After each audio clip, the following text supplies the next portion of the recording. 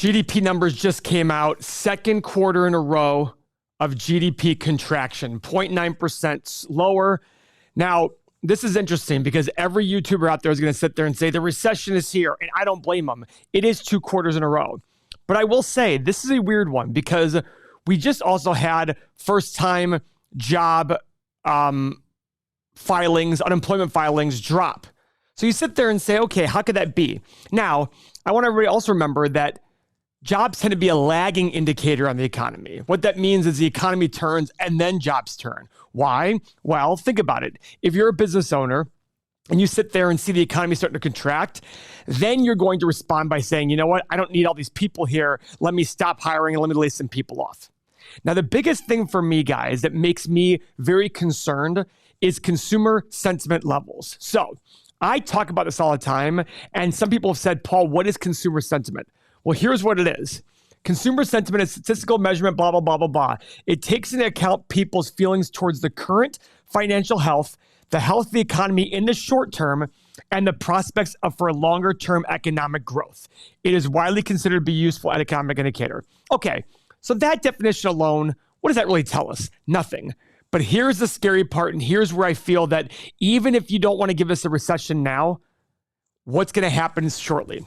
This is consumer sentiment going back to the 1950s, lowest we've ever had it. Guys, think about this for a second. It is lower than 1982. It is lower than the financial crisis. It's way lower than COVID, which was right here. Lower than the financial crisis. Guys, we're talking about a time when we had 10% unemployment rate. We're lower today. That means people are more worried about the future economically today than they were during the peak of the financial crisis when people were losing their homes like crazy.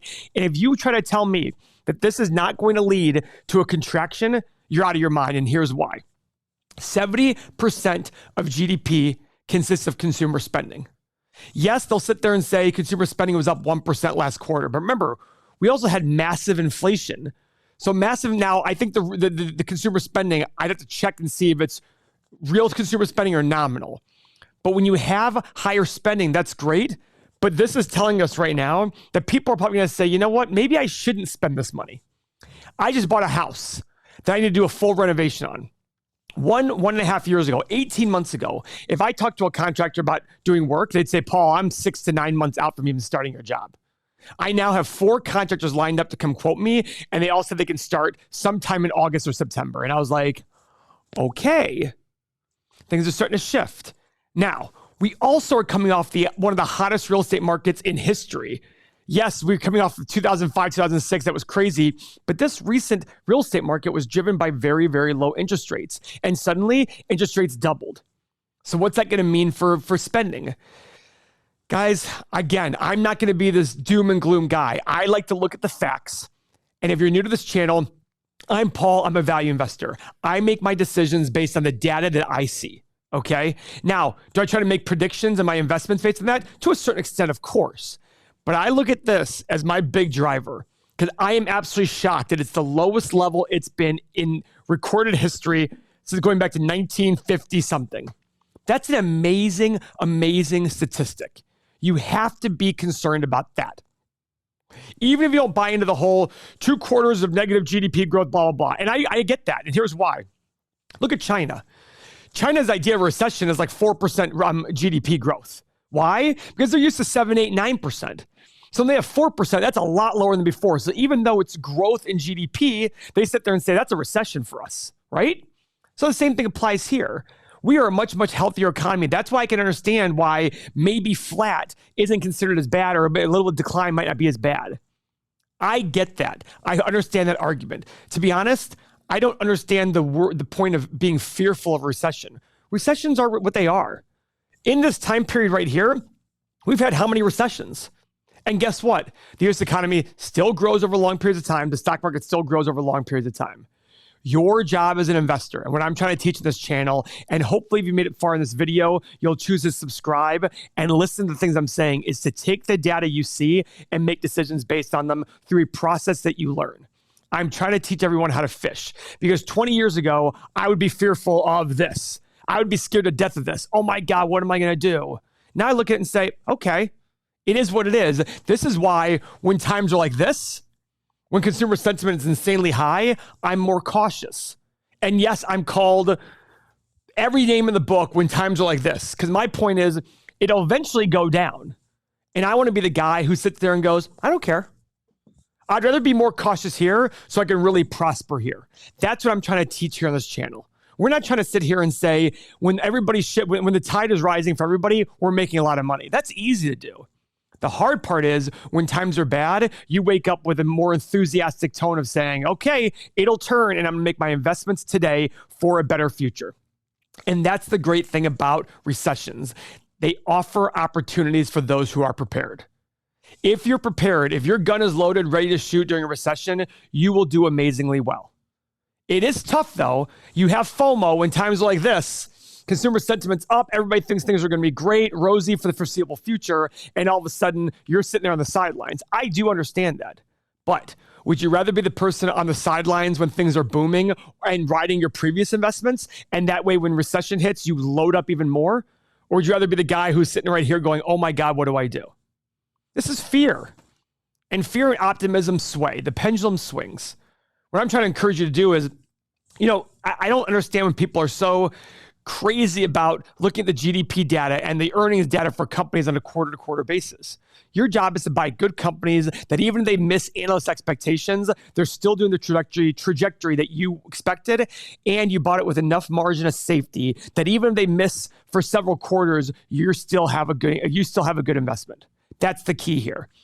All of my businesses are prepared for recession. None of my operating businesses, exclude the real estate, because none of my operating businesses have debt on them. There's a reason for that. Because I want to have the flexibility that if times get tough for us and we have to scale back, we're not worried about answering to a bank. That's the choice I've made. Now, do I make a sacrifice for that? Sure, I could grow much faster if I took on debt in our operating businesses, but I don't need to. I don't want to. What I'd rather have is the ability to sit here and sleep very well at night. Because guess what? I sleep very well here and I sleep very well here. And if 51 went to 30, which has never happened before, but it could, I would sleep well just fine then. And that's what I'm trying to teach you. You have to sit there and understand that I used to be in your same position. I'm a human just like you. I was a toddler just like you at one point who knew nothing about this world, right? And then over time you learn, you read about past experiences, you read about things that have happened, and you realize that recessions are a part of life. Just like getting the flu is a part of your life. You've gotten the flu, you got chicken pox, you got all these things. It didn't mean you're going to have the flu forever. You worked on things that got better. Now, for the people who prepared ahead of time, the flu was probably a lot easier to manage, or they got a lot less flu. That's the key I'm trying to teach you here. Be ready. When everybody's irrationally exuberant and says that you can't miss, that's the time to be most fearful. It's so cliche, and every moron I know who thinks they're Warren Buffett will use that term to the ninth power. And I just tell you, there's a difference between saying it and doing it. That's the big key. Don't have FOMO. I'm just trying to teach you how to have, because when you don't have FOMO, you don't have fear when things like this happen. This literally doesn't cause any concern for me whatsoever. GDP could drop 10%. I would have zero concern whatsoever. You might sit there and say, well, Paul, it's because you have money. Well, maybe I have money because I don't have that fear. I sleep well at night knowing I have no debt on my companies. My real estate has very reasonable debt on them, and we have a very good margin of safety in all of our investments. Now, do I sacrifice growth for that? Absolutely. That is fine by me, because to me, it's more important to be able to sleep well at night and know my investments are sound than to grow a few extra percentage points every year. That's what's key for me. So back to recession. Are we in one? All the data points to this data, and the GDP data points me to yes, we are in one or soon to be in one. Frankly, when they announce it, I don't care. It's irrelevant. Ironically, I saw futures up positive at one point this morning after they announced GDP numbers. That's what's confusing me. How did they just announce the second quarter of GDP contraction? And now the White House is being political, and I'm not trying to attack the White House for whatever party is in it, because Trump did the same thing when he would criticize in 14 and 15 for low interest rates, saying it was terrible, and then all of a sudden becomes president, he's pushing for lower interest rates. Every political party does this. The White House is now trying to change the definition of recession. I'm fine with that. Go for it. What matters to you is how does it affect you? If the economy was booming and you got laid off, does it matter to you the economy is booming? Yes, it'll be easier to get a job, et cetera. But even now, there are twice as many job openings as there are people looking for a job. So we have room to give in terms of jobs. What's the unemployment rate now? 3.6, 3.7. I don't even know the unemployment rate, but it's super low, right? Why is that? Well, that's why people are saying this doesn't feel like a recession. We have high inflation, which is a problem, and that's why they're raising rates. And bet your bottom dollar, just like I said years ago when they started issuing checks to people saying, here, live. I was like, well, how is this not going to cause inflation? Oh, Paul, you're just negative. Oops, look what happened.